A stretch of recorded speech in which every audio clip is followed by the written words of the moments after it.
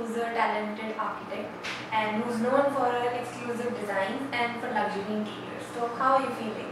I'm feeling very good, very grateful. How are you? I'm also. What sparked your interest into interior designing? Like आपने ऐसा क्या सोचा कि आपको लगा कि नहीं मुझे इंटीरियर डिजाइनिंग में जाना है? So basically जैसे मतलब हमारे फैमिली में ट्रेंड था, जैसे हमारे सिबलिंग्स फॉलो कर रहे थे या मेरे ब्रदर्स फॉलो कर रहे थे, तो मुझे उसी लाइन में जाना था. बेसिकली वो इंजीनियरिंग में है, सिविल इंजीनियरिंग में है.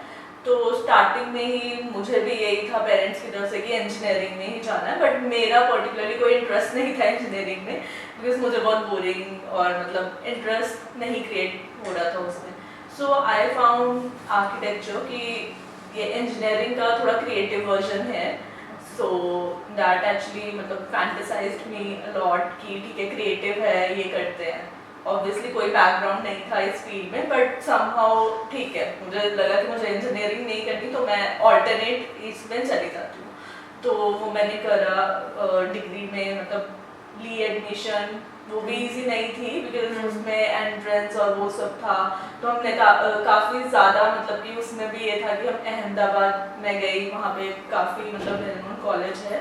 उसमें पूरा मतलब फिक्स ही था कि मैं अपना सारा बैग पैक करके गई थी कि हाँ अब वहाँ पे एडमिशन हो जाएगा तो मेरे पापा मुझे वहाँ पे छोड़ के आ जाएंगे. बट समहाउ मैं एक सीट से वहाँ पे मेरा नहीं एडमिशन हुआ. तो थोड़ा सा लगा भी बिकॉज प्रिपेयर्ड थी कि ठीक है अब वहीं पे ही रहना है. तो फिर हम वापस आए तो फिर मेरा अमृतसर के कॉलेज में एडमिशन हुआ. तो 5 इयर्स वहाँ पे चली डिग्री, और उसके बाद डिग्री करी, एक्सपीरियंस लिया, ट्रेनिंग करी. और समहाउ उसके बाद भी कुछ आइडिया नहीं था बिकॉज मोस्टली जो हमारा आर्किटेक्चर फील्ड है, इंटीरियर डिजाइनिंग फील्ड है, ये बेसिकली अगर आप अपना सेटअप मतलब स्टार्ट करते हो तो आपको थोड़ा बेनिफिट है, बेनिफिशियल है. बट वही सेम अगेन क्योंकि नो बैकग्राउंड तो कोई स्कोप नहीं था कि अपना स्टार्ट करें. तो उसके लिए यही था कि पेरेंट्स ने बोला कि अब आप मतलब जॉब के लिए देखो. तो I started searching for job. तो देन इवेंचुअली मतलब कि जो रियलिटी ऑफ आर्किटेक्चर है वो स्टफ हुई कि यहाँ पे मतलब कि इंडिया में बहुत ज़्यादा स्कोप नहीं है, स्पेशली जहाँ पे जिस एरिया में हम रह रहे हैं वहाँ पे. तो if you are into a job line तो बहुत मतलब कि स्कोप कम है कि आपका ग्रोथ होगा या इवेंचुअली बहुत स्लो ग्रोथ होगा. So then I got married और तब मैंने अपने करियर की एक्चुअली में मतलब शुरुआत की. मैंने अपनी जॉब मतलब स्टार्ट करी, फर्स्ट जॉब. तो मैंने अपने 4 इयर्स तक जॉब करी अंडर वेल नोन आर्किटेक्ट्स. तो अगेन स्टेबिलिटी नहीं थी बिकॉज सैलरी इश्यूज थे. अदरवाइज मतलब एक्सपीरियंस बहुत अच्छा था, काफ़ी कुछ सीखने को मिला. बट एक स्टेबिलिटी वाली चीज़ होती है वो नहीं हो रही. मतलब मुझे लग रहा था मैं अपने सिबलिंग से या जो मेरे मतलब कि क्लासमेट्स से उनसे हम काफ़ी ज़्यादा मतलब कि नहीं उनके कंपेरेटिवली नहीं पहुंच पा रहे थे. या सो बट एक बेनिफिट जो मेरे पास था कि मेरे हस्बैंड वो एंटरप्रेन्योर है, उनका अपना बिजनेस है. तो वो काफ़ी मतलब मेरे लिए हेल्पफुल रहा कि उन्होंने पुश किया कि नहीं अपना स्टार्ट करना है. बट वही एक कॉन्फिडेंस की बात होती है कि हम कैसे स्टार्ट करें. इवेंचुअली बिजनेस हैंडल करना is not an easy thing. तो आफ्टर कॉन्फिडेंस कि हाँ कॉन्फिडेंस आ गया, नहीं अब हम कर सकते हैं, तो we started this firm. And eventually धीरे धीरे टाइम लगा बट नाउ इट्स स्टेबल, मतलब स्टेबिलिटी मिल चुकी है. Nice, very nice. तो लाइक एज यू मेंशन कि लाइक आपकी फैमिली का सर्विस बैकग्राउंड है, तो सर्विस से लाइक बिजनेस पे शिफ्ट होना इज आल्सो चैलेंजिंग. मतलब हर किसी का काम नहीं है. So how did that transition?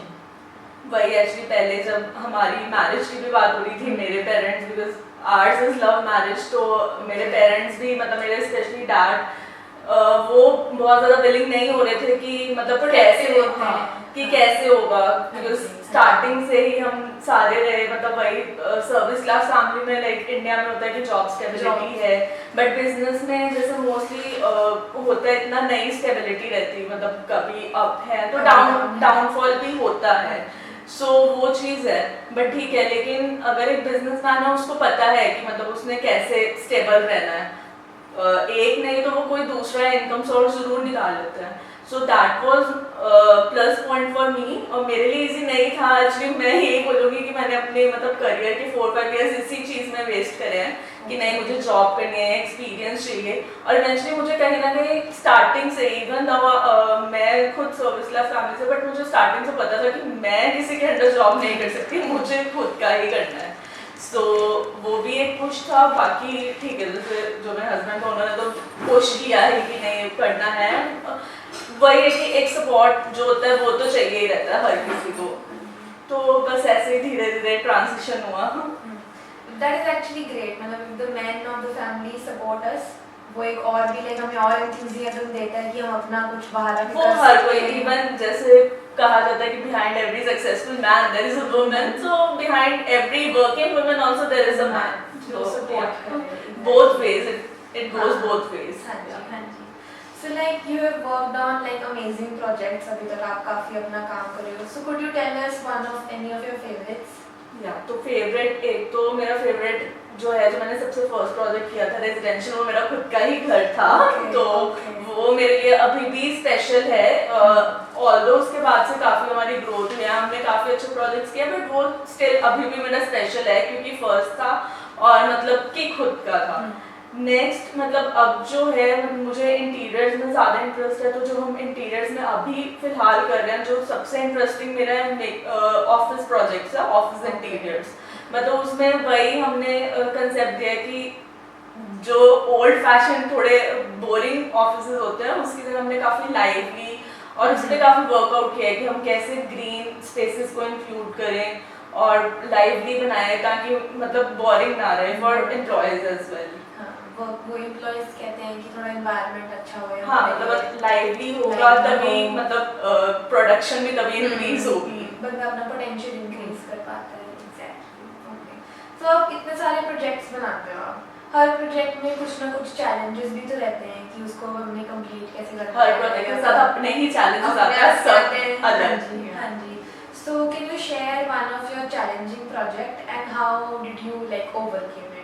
So challenging project सबसे ज़्यादा जो मुझे लगता है वो रेनोवेशन के प्रोजेक्ट्स होते हैं, जिसमें मतलब हमारे पास भी बहुत ज़्यादा फ्रीडम नहीं होता कि हम काफ़ी कुछ कर सकते हैं, क्योंकि उसमें हम ना तो ज़्यादा स्ट्रक्चर के साथ छेड़छाड़ कर सकते हैं और ना ही मतलब इंटीरियर्स में फ्रीडम रहता है, बट बेसिकली यही है कि स्ट्रक्चर्स में हम नहीं प्ले कर सकते। सो उसमें ये रहता है कि ऑप्शंस बहुत कम रहते हैं और उसमें ही हमें अपनी क्रिएटिविटी दिखानी पड़ती है कि कैसे बेस्ट हो सकता है। तो अभी रिसेंटली हमारा जो एक प्रोजेक्ट चल रहा है उसमें यही है कि उसमें मतलब कि स्ट्रक्चर में हम बहुत ज़्यादा छेड़ नहीं सकते, लेकिन at the same time existing में हम कैसे बेटर कर सकते हैं, तो वो हमारे लिए एक चैलेंज है। बट अगेन अगर मतलब हमारी टीम अच्छी है और मतलब इवन स्ट्रक्चर वाले जो लोग हैं वो अच्छे हैं, तो एवरीथिंग इज पॉसिबल। तो वो ओवरकम हो जाता है चैलेंजेस समहाउ। लेकिन कभी-कभी ऐसा भी आपके साथ हुआ है कि जैसे क्लाइंट्स होते हैं तो वो बोलते हैं कि हमें इसी फिक्स्ड एरिया में या इसी उसमें चाहिए। वैसे अब बंदा अपनी कोशिश करता है कि मैं क्रिएटिविटी लगा के कुछ अच्छा बनाऊँ which will be useful for the client, but क्या ऐसा होता है कि लाइक वो सीधा ही नो कर दें? बहुत टाइम मतलब बहुत बार मैक्सिमम टाइम ऐसा होता है बिकॉज या क्लाइंट का कहीं ना कहीं बहुत सारे कंस्ट्रेंट्स होते हैं, लाइक बजट कंस्ट्रेंट होता है और मे बी पर्सनल मतलब लाइकिंग होती है कि किसी को वो चीज़ नहीं अपील कर रही जो हमें अच्छी लग रही है। सो या वी रिस्पेक्ट बोथ वेज। अगर लेकिन प्रैक्टिकली जो वो कह रहे हैं वो चीज़ पॉसिबल नहीं है तो हम उनको कन्विंस करते हैं कि नहीं ऐसा नहीं हो सकता, प्रैक्टिकली ही पॉसिबल नहीं है, तो वो चीज़ नहीं हो सकती। तो अगर उनको डिज़ाइन पसंद नहीं आता तो डेफिनेटली हम उनको ऑल्टरनेट्स बताते हैं कि क्या हो सकते हैं, बिकॉज एट द एंड उनको ही यूज़ करनी है स्पेस। तो उनकी मतलब कि हाँ उनको अच्छा लगना is very important. So your designs are celebrated for their unique style, like जो अपने clients के लिए बनाते हो.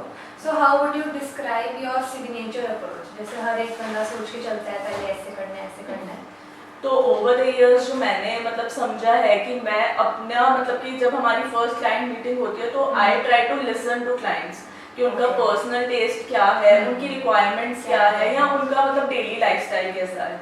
बेसिकली उससे क्या होता है क्योंकि मोस्ट ऑफ द क्लाइंट्स को नहीं पता होता कि हमें चाहिए क्या, बट जो उनका डे टू डे रूटीन है उससे हमें आइडिया लग जाता है कि उनकी कलर प्रेफरेंसेस क्या है या उनका डेली मतलब कि लाइफस्टाइल कैसा है, वो कैसे नॉर्मली मतलब अपने घर पे स्पेंड करते हैं। तो हमें मतलब यही है कि उनका टेस्ट हम जो है वो रिफ्लेक्ट करें, रादर देन कि जो हमारा पर्सनल टेस्ट है हम वो रिफ्लेक्ट करें।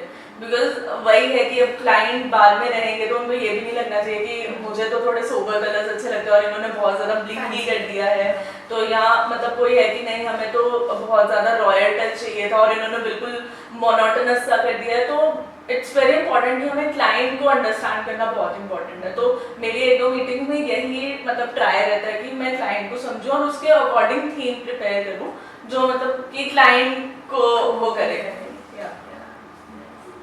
तो लुकिंग अहेड लाइक जैसे अब आगे का थोड़ा सोचते हैं, तो वेयर डू यू थिंक कि जो इंटीरियर डिज़ाइनिंग फील्ड है कि इसका फ्यूचर कहाँ जा रहा है, लाइक ये किस डायरेक्शन में जा रहा है, या फिर आपको ऐसा लगता है कि इसमें कुछ चेंजेस होंगे या होने चाहिए, या लाइक हिस्ट्री से लेके अब तक कि इसका क्या है, और ऐसी कोई चीज़ जो आपके लिए एक्साइटिंग रही हो?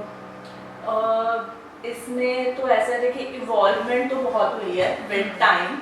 मोस्टली आज से अगर हम 10 years बैक जाएँ तो लोगों को नहीं पता था कि एक इंटीरियर डिज़ाइनर का क्या काम होता है, या नॉर्मली लोग नहीं हायर करते थे आर्किटेक्ट। वो ये होता था कि एक कोई प्लान है सेम चलता था, सेम वही घर बनाते थे और इंटीरियर्स में बहुत ज़्यादा लोग नहीं स्पेंड करते थे। बट आज की डेट में लोगों में अवेयरनेस हुई है, लोग मतलब कॉर्पोरेट वर्ल्ड में जा रहे हैं, तो मतलब हर किसी को चाहिए कि मतलब हमारे पास एक रिलैक्सिंग स्पेस हो जहाँ हम at the end of the day अगर हम रिलैक्स कर सके, राइट। तो उसमें क्या होता है कि अवेयरनेस इंक्रीज हुई है, इसलिए मतलब प्रोफेशन भी इंक्रीज हुआ है, तो प्रोफेशनलिज्म की तरफ ज़्यादा जा रहे हैं। बट स्टिल अभी भी है कि लोगों में बहुत ज़्यादा अवेयरनेस है कि नहीं मतलब कि ये काम तो हम खुद भी कर सकते हैं, हम पिंटरेस्ट से देख के कर सकते हैं। बट ठीक है हम पिंटरेस्ट से देख सकते हैं, बट क्या वो आपके मतलब स्पेस पे जाएगा और कैसे सूटेड होएगा और आप उसको एग्जीक्यूट कैसे करवाओगे। तो या बहुत काम होते हैं जो हम लोगों को लगता है हम खुद कर सकते हैं, बट एट द एंड हमें प्रोफेशनल रिक्वायरमेंट रहती है प्रोफेशनल की। सो सेम इस फील्ड में भी है, अवेयरनेस काफ़ी हद तक है बट काफ़ी हद तक नहीं भी है। लोगों को मतलब कि अवेयर करना इज़ वेरी इंपॉर्टेंट कि ऐसे ही नहीं हो सकता। मतलब हर चीज़ का जो मतलब डिज़ाइनर्स हैं वो पहले से ही मतलब विजुअलाइज कर लेते हैं कि आपकी स्पेस कैसी दिखनी है, 2D में ही विजुअलाइज हो जाता है। बट नॉर्मल लोगों को मतलब नॉर्मल अगर आप ओनर हो आपको नहीं विजुअलाइज होगा कि वो कैसा है। तो आने वाले टाइम में ये और इवॉल्वमेंट होगी इसकी डेफिनेटली, जैसे अब हमारी technologies day by day increase हो रही हैं, तो इसमें भी है बिकॉज लोगों के पास बिल्कुल अब टाइम नहीं है, सब मतलब अपने काम में या बिजी हैं। तो डेफिनेटली हर किसी को चाहिए कि हमारा वन स्टॉप सॉल्यूशन हो और कोई प्रोफेशनल हो जो हमारा मतलब एरिया है या हमारी स्पेस है वो डिज़ाइन करके दे। तो डेफिनेटली है फ़र्क, लेकिन कहीं ना कहीं कुछ ड्रॉबैक्स और सेटबैक्स हैं जो अभी गैप फिल करने रहते हैं अभी, वो विद फ्यूचर धीरे धीरे फिल हो रहे हैं। या अवेयरनेस की ज़रूरत है बेसिकली हर चीज़ में कि लोगों को बहुत इंपॉर्टेंट है लोगों को बताना और समझाना कि पर्टिकुलर प्रोफेशनल का क्या मतलब रोल है। तो जैसे इसका फ्यूचर बढ़ रहा है तो आपको ऐसा लगता है कि इसमें कंपटीशन भी फिर जैसे नाउ एवरीबडी हर किसी के पास वो चीज़ है, लाइक टेक्नोलॉजी है, पेरेंट्स सपोर्ट है, क्योंकि अब चीज़ें ओपन अप हो रही है। सो डू यू थिंक कि कंपटीशन भी इंक्रीज होगा? कंपटीशन डेफिनेटली इंक्रीज हो रहा है, वो हर फील्ड में ही है definitely. How you stand out in that field या आप कितना मतलब प्रोग्रेसिव हैं। अब जो टेक्नोलॉजीज आ रही हैं डेफिनेटली दे आर हेल्पफुल, लेकिन आप कितना जल्दी उसके साथ मतलब जेल कर रहे हो, क्योंकि आने वाले टाइम में टेक्नोलॉजीज ही अगर हम आज से 25 साल पहले देखें तो हैंड ड्राफ्टेड सब कुछ होता था, बट अब सब लैपटॉप पे होता है, सॉफ्टवेयर है लैपटॉप पे होता है। आने वाले टाइम पे और ज़्यादा टेक्नोलॉजीज आ रही हैं जिसमें सब इवॉल्वमेंट हो रही है। तो डेफिनेटली कंपटीशन तो है बट वो हर चीज़ में है। तो वो मतलब कि कैसे कोप अप करना है या आपको कैसे अपने आप को स्टैंड आउट करना है from the rest of, that is up to us, that is up to everyone कि मतलब कैसे आप अपना क्लाइंटेज बिल्ड करते हो या आप अपना मतलब कि अपनी कैसे पोजीशन आप एक ग्रैब करते हो you know market, how do you set up in the market. तो now in this upcoming digital era, जैसे हम भी ये शूट कर ही रहे हैं, तो एवरीथिंग इज पोस्टेड ऑनलाइन, हर कुछ कोई ना कोई किसी ना किसी सोशल मीडिया प्लेटफॉर्म पे सब पोस्ट कर रहा है। तो अब आपके पास क्लाइंट्स भी हैं, उनका भी काम ना, सोशल मीडिया भी दैट आल्सो रिक्वायर्स टाइम, लोग इसको फुल टाइम भी करते हैं। So how do you manage all of this work? So मेरे लिए तो social media platform was like a boon when I started with my work. तो मुझे क्लाइंट्स थ्रू मतलब ऑनलाइन ही मिले हैं, तो मेरे लिए बहुत इंपॉर्टेंट है। और मैं मतलब कि इसको बहुत पॉजिटिव वे में ले रही हूँ कि अगर हाँ हम कहते हैं कि सोशल मीडिया के नेगेटिव पॉइंट्स हैं, बट उसके पॉजिटिव पॉइंट्स और प्रोज भी बहुत है अगर आप मतलब उसको सही डायरेक्शन पे यूज कर रहे हो। तो डिपेंडिंग ऑन हैंडल करना, हाँ स्टार्टिंग में हमने खुद ही किया था कि जब हमें लग रहा था हम स्टार्ट करें हमने खुद किया, बट धीरे धीरे जैसे हमारा पेज भी ग्रो हुआ या हमारी ऑडियंस ग्रो हुई तो हमें टीम की रिक्वायरमेंट रही, तो हम टीम मतलब कि हमने टीम हायर करी और हम मतलब फिर वही सारा कुछ करते हैं, हम प्लान आउट करते हैं बेसिकली। यही नहीं, मोस्टली मेरे भी कलीग्स हैं या वो पूछते हैं कि आप कैसे हर रोज कैसे टाइम निकालते हैं, हर रोज कैसे पोस्ट करते हो। तो वो ऐसे नहीं होता है कि हम हर रोज पोस्ट कर रहे हैं, वो हमारा स्केड्यूल्ड होता है। हमने 1 मंथ में 2 या 3 डेज मतलब पूरे डिवोट करने हैं इस चीज़ पे, और बाकी जो हमारी टीम है फिर एडिटिंग करना है या पोस्ट करना है, फिर वो उनका काम रहता है कि उनको क्या करना है। बट या कंटेंट हम क्या डालना है वो हम उनको बताते हैं, बट कैसे डालना है एडिटिंग वो थ्रू टीम वर्क ही हो पाता है।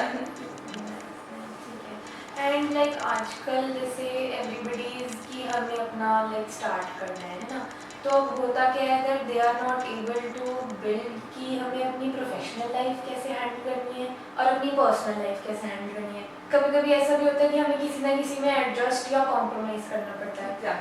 हाँ, तो what is your take, like are you able to build it और लाइक क्या चल रहा है अभी? देखिए बोथ वेज होता है। अगर हमें लगता है कि हमें अपने करियर पे भी फोकस करना है और फैमिली लाइफ पे भी, तो मुझे लगता है इससे बेटर मतलब मेरे से बेटर कोई एग्जांपल नहीं हो सकता, because when I started I at that time I recently became a mother. Okay, so मतलब मैं फुल टाइम मदर थी, मैंने अपने बेबी का पूरा वो किया, बट उसके बाद जब मुझे लगा कि नहीं है मुझे अपना फुल टाइम करियर पे फोकस करना है, देन मैंने अपना टाइम इस तरह से स्केड्यूल कर लिया कि मैं सुबह से ही प्लान करके चलती हूँ कि यार मुझे ये टास्क अगर अपने ये ऑफिस के ये काम कंप्लीट करने हैं तो मुझे ये कंप्लीट करना है। तो ऑलरेडी स्केड्यूल होता है कि ठीक है आज इतनी ड्राइंग्स या इतनी मीटिंग्स मुझे फिक्स करनी है, तो वो उतना ही रहता है। मतलब मैं बहुत ज़्यादा अपने ऊपर बर्डन भी नहीं लेती कि नहीं मुझे रात तक बैठना है या नहीं। तो मैं अपनी फैमिली को भी टाइम उस अकॉर्डिंग मैनेज कर पाती हूँ और अपने काम को भी उस अकॉर्डिंग मैनेज कर पाती हूँ। So you plan it beforehand. Yeah. Okay. तो अब जितने भी हमारे लिसनर्स हैं वो भी अब क्या पता कुछ सुन के मोटिवेट हो जाएं and they want to like grow in this field. So any advice for the upcoming designers? Yeah, my advice always remains the same, that be consistent. और ये सिर्फ हमारी फील्ड के लिए नहीं, कोई भी फील्ड के लिए, कोई भी एंटरप्रेन्योर है या कोई जॉब भी कर रहा है कि अगर आपको लगता है कि आप हर रोज कोई थोड़ा प्रोग्रेस भी कर रहे हो, नहीं भी कर रहे हो, बट बी कंसिस्टेंट। अब मुझे मेरा भी मैंने स्टार्टेड तो तब मुझे फर्स्ट डे प्रोजेक्ट्स नहीं मिलने शुरू हुए थे, टाइम लगा, बट या बिकॉज किसी ने मतलब मेरे किसी जानकार ने मुझे ये बात बोली थी कि even if you don't have any work आप जाओ रोज बैठो, क्योंकि कुछ ना कुछ प्रोडक्टिव निकल के ही आएगा। सो या धीरे धीरे चीज़ें बिल्डअप होती रहती हैं। मतलब हाँ, घर पे बैठने से तो बेटर है कुछ ना कुछ you will be able to figure out. हाँ, कुछ ना कुछ किसी पॉजिटिव साइड ही आपका दिमाग चलेगा। Okay, so that concludes our episode and thank you so much for your time. Stay tuned for more inspiring conversations. Until next time, take care and like, share, subscribe our channel. Thank you.